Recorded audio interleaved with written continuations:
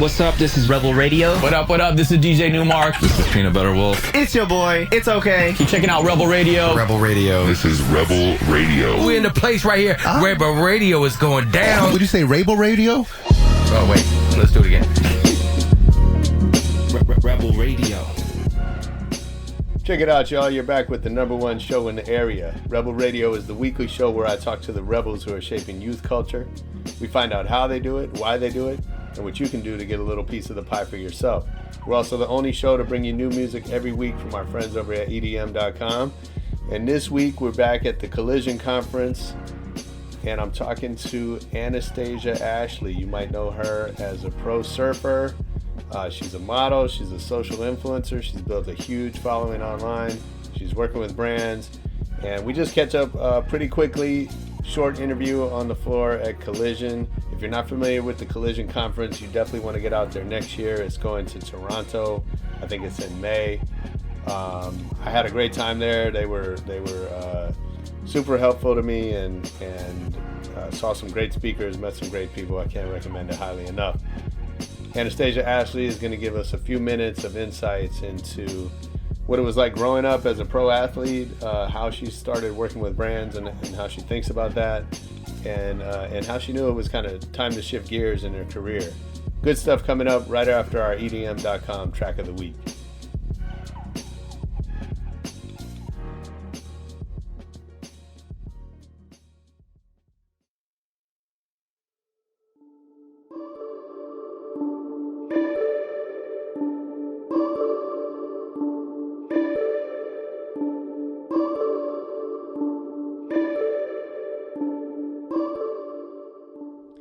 Yo, that was New French with Louis Vuitton.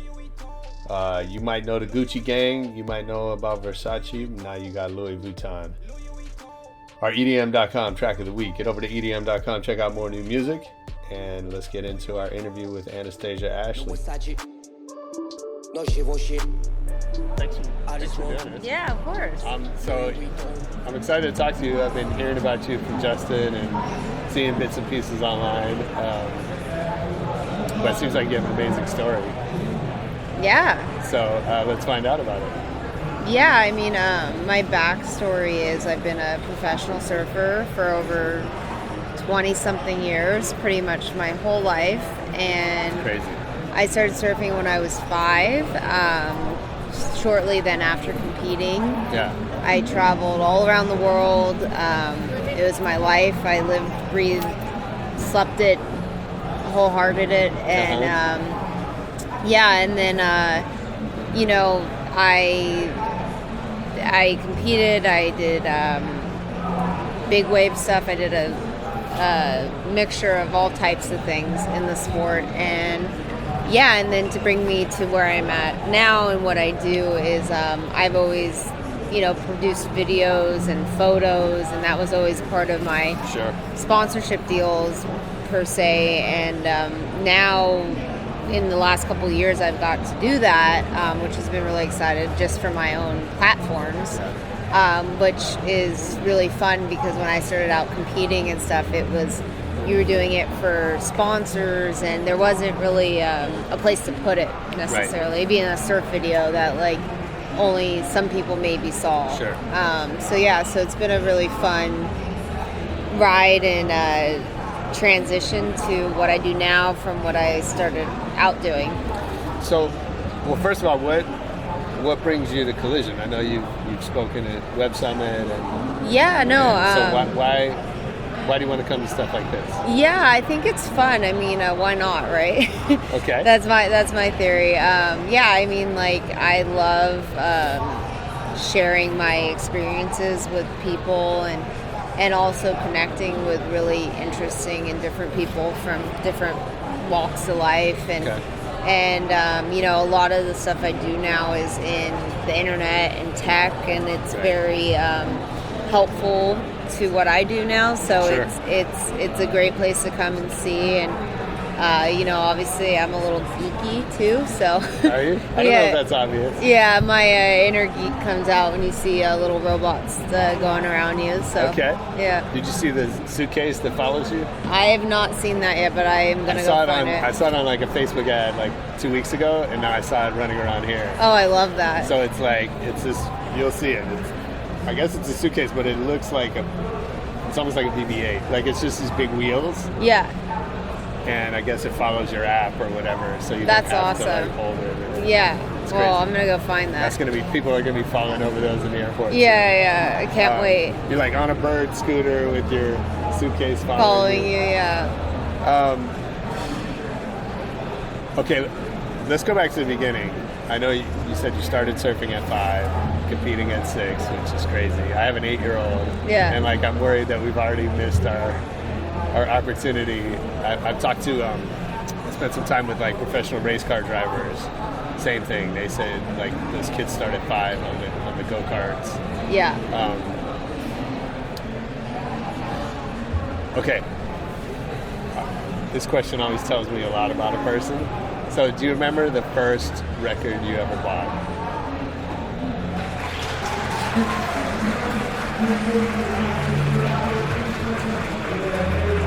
Yeah, I do. Now, do I want to Are you admit gonna it? tell me what it is? Yeah.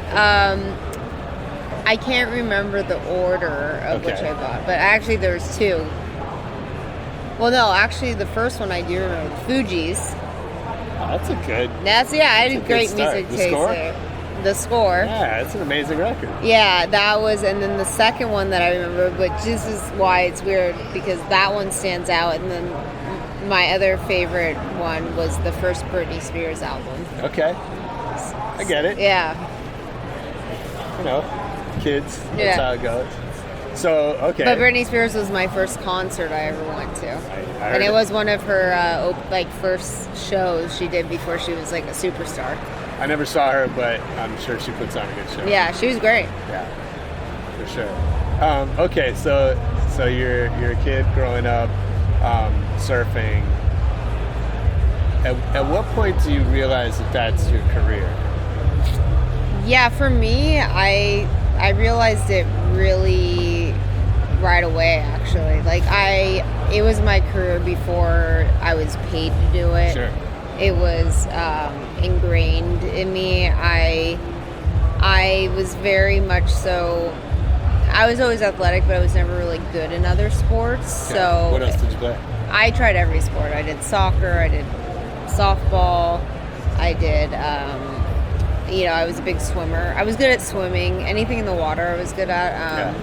But yeah, all the other stuff, basketball. I tried it all. You name it, and tennis.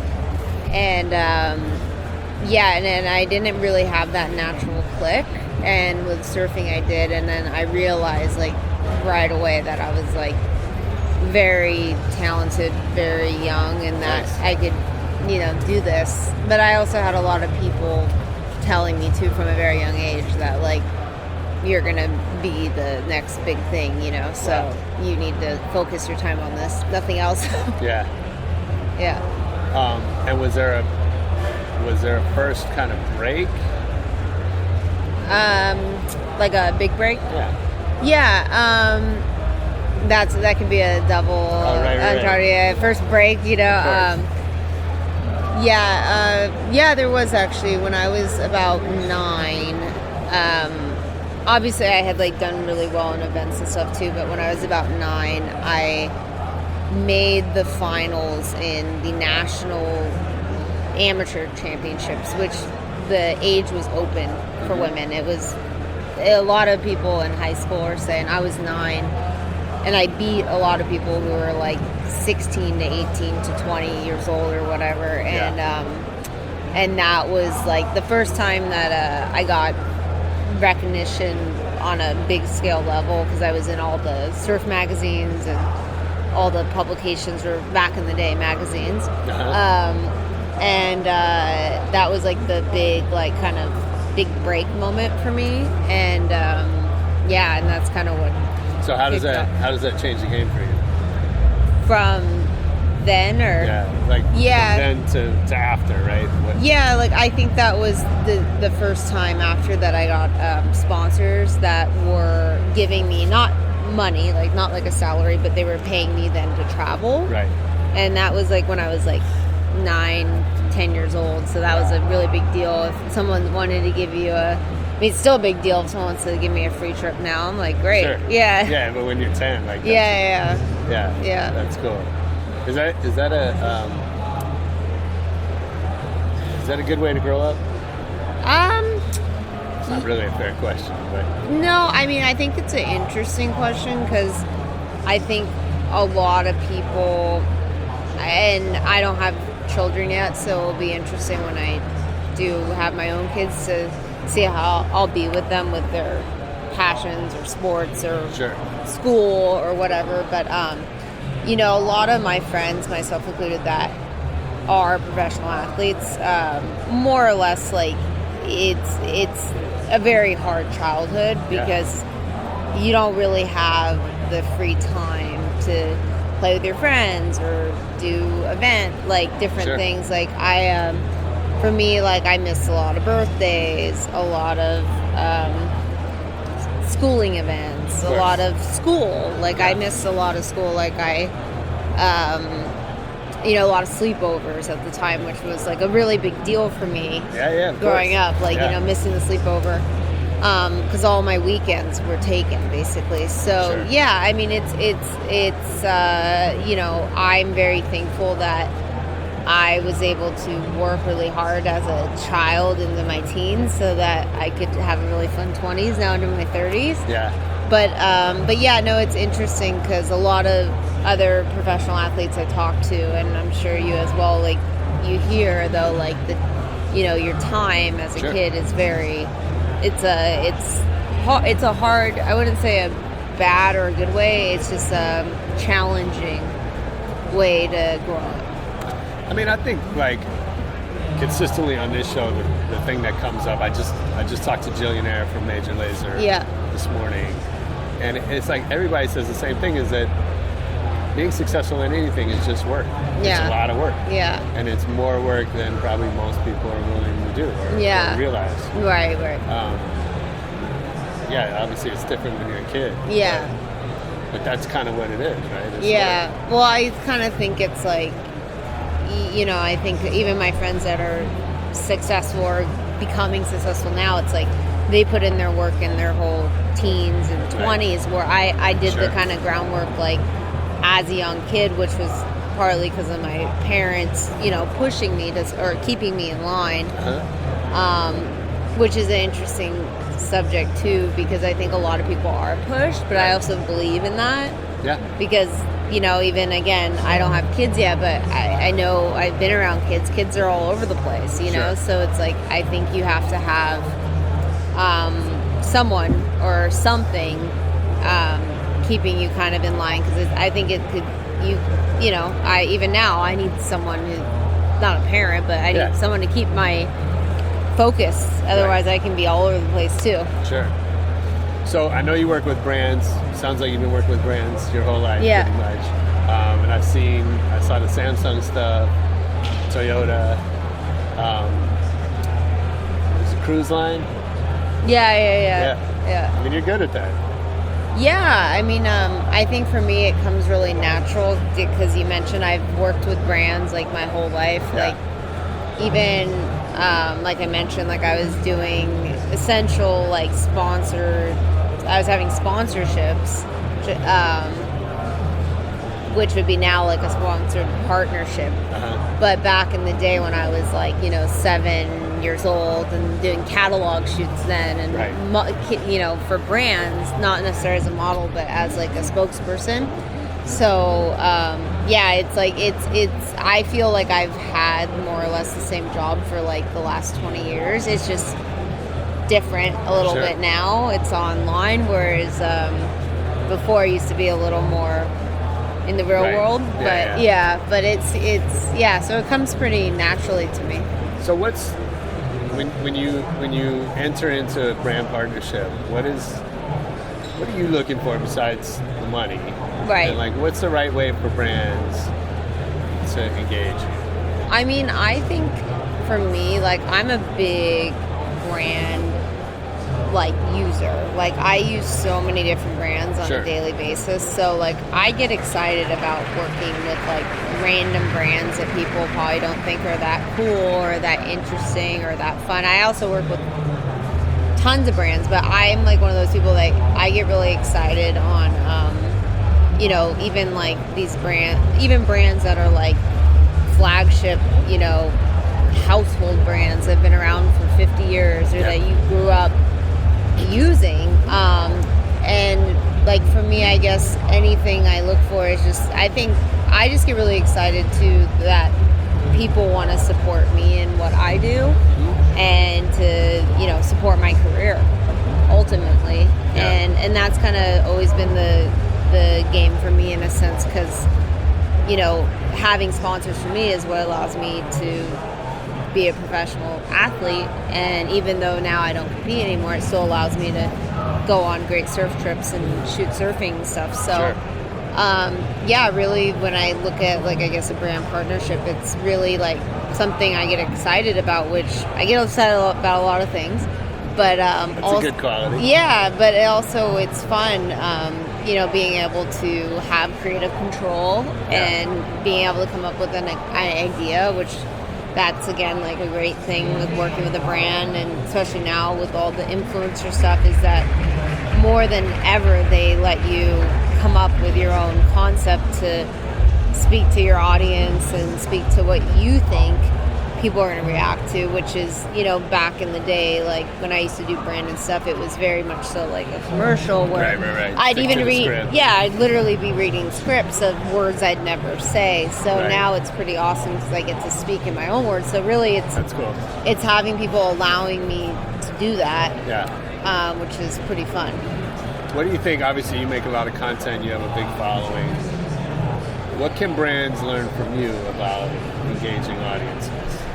Yeah, I mean, I think it's really interesting right now because a lot of brands themselves are influential and have like followings and do a lot of fun stuff. I think what they can learn from, I guess, like someone like myself, me, would be that, you know, really, I guess, catering to like who their audience is, and also like, but then also not being too stuck on one thing, because I think some people, like some brands, I see this a lot, like a lot of iconic brands will try to do something that's completely different that my generation or, you know, like thinks, okay, that's what that brand's for and this is their voice, and then they'll try to rebrand themselves as like something completely crazy, which is you don't want to alienate your own you know, you can't like flip the script too much. So I think that's but at the same time you want to do fun things, so I think they can learn from, you know, I guess staying true to yourself. Yeah, so I mean, it's a challenge for a lot of people to be in the public eye, especially now, and it's obviously changed a lot from when you were a kid. Yeah. Everything you do is out there, whether you want it to be or not. Yeah. And brands struggle with that, personalities like struggle with that. So how do you, having done this kind of your whole life and been a public figure, I don't know, how do you keep your sanity? Yeah, I think for me personally, it's always been a thing of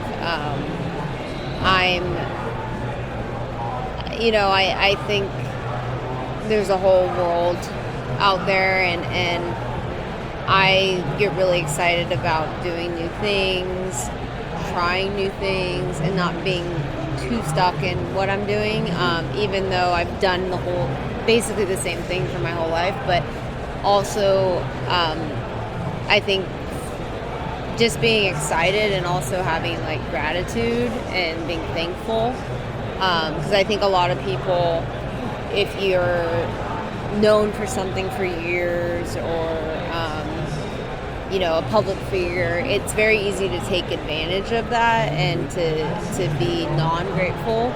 And so I think having kind of the sense of being grateful and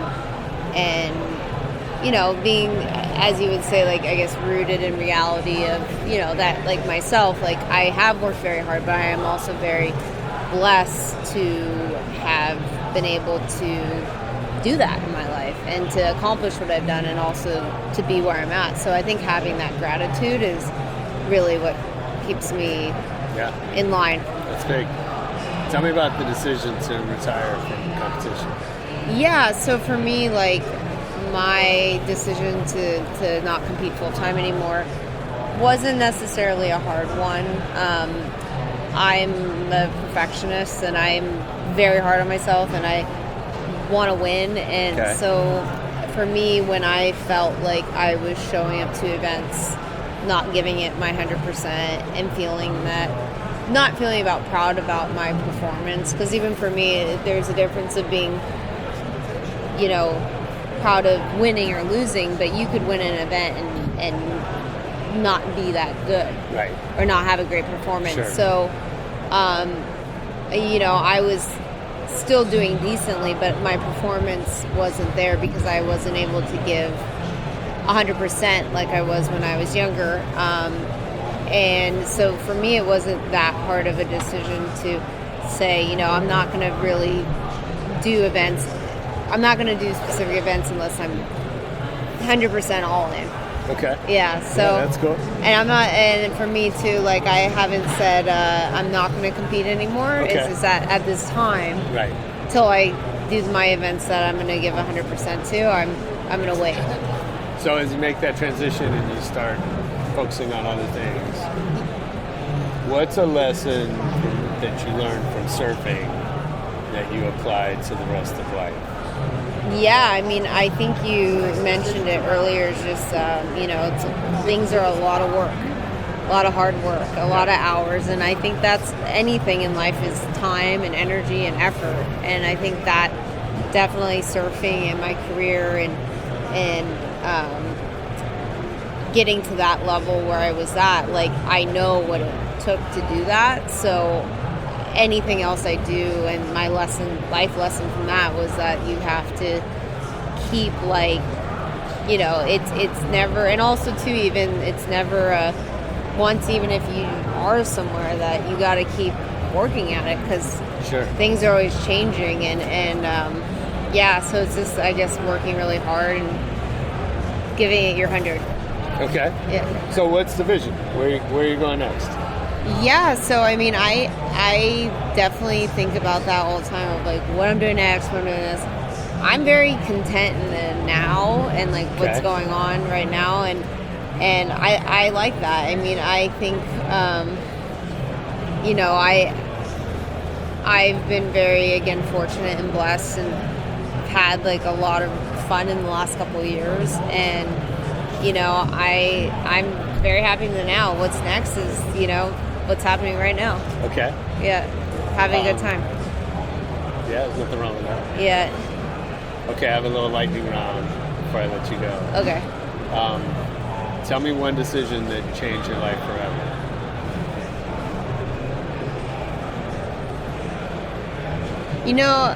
I don't really have probably just one. Okay. Yeah, it's probably a series of things, and I think for me, I don't think it was ever necessarily one decision. I'd say a theme was, always keep going on and never getting discouraged. Probably because and learning to appreciate my losses and try to learn from them. So when you say not getting discouraged, is there something you do? Is something you tell yourself?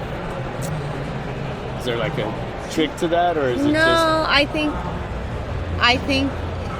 there's not necessarily a trick to that. It's more for me like just learning that, or that knowing that like losing isn't bad. that it's, you know, a bigger picture, and that like everything, whether it be a surfing thing or a business thing, winning or losing, it's all part of the big picture, and it's all part of the journey. So yeah. That's great. Yeah. So if I worked for you, what's something I would hear you say over and over? Keep trying. Okay. That's good. Yeah. Who would you be most excited to learn as a fan of your work? Oh, that's a good question. I would get really excited over. I couldn't really pinpoint like a personality or name, but someone who did completely the opposite of me. Someone that I didn't even know that. I'd get excited if someone that I thought that they didn't even know like surfing existed. So someone completely off from what I do.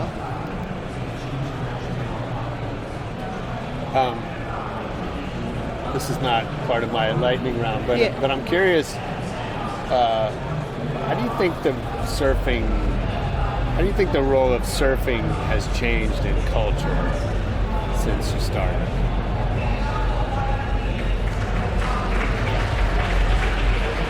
I think it's definitely changed. I think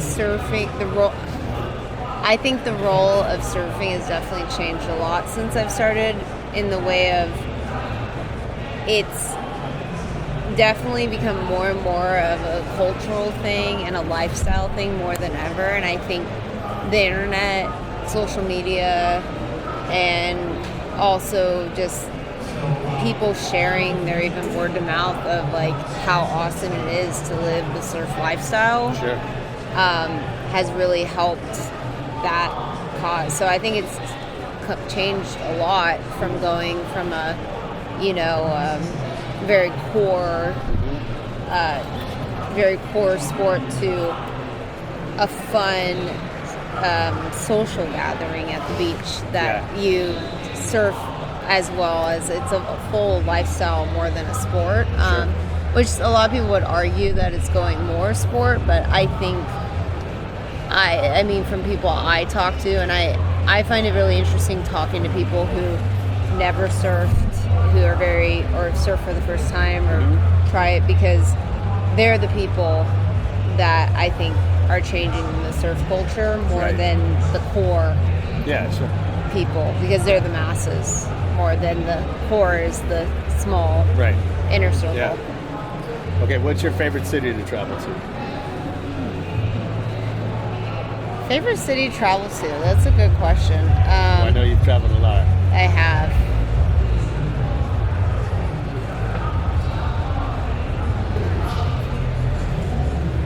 Thinking.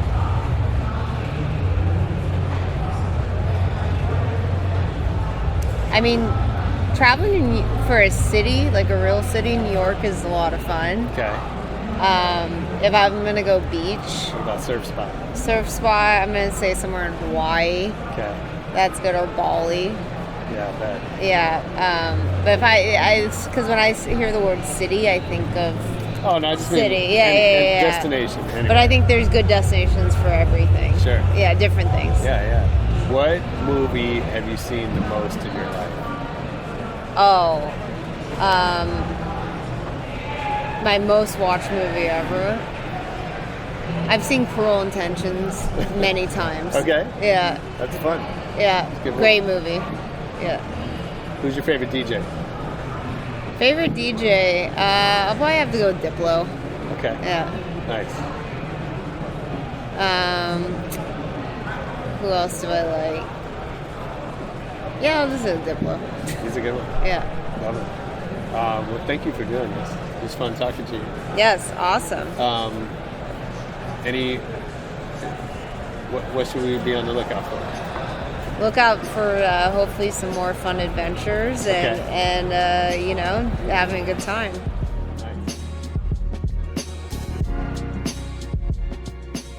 Yo, that was Anastasia Ashley on Rebel Radio. I hope you enjoyed it. Tell us what you think.